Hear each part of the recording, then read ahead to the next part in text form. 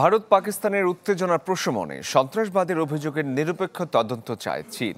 এই কথা জানিয়েছেন ঢাকা নিযুক্ত চীনের রাষ্ট্রদূত ইয়াও ওয়েন।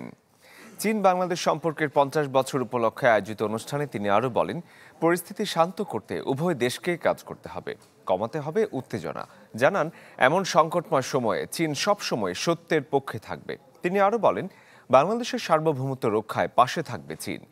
এদিকে চলতি মাসের শেষে শত ব্যবসায়ী বিনিয়োগকারী সহ দেশটির বাণিজ্যমন্ত্রী আসছেন। ইয়াও ওয়েন জানান, এর মাধ্যমে দুই দেশের বাণিজ্য আরও সম্প্রসারিত হবে। China finds that regretful and is concerned about the ongoing situation.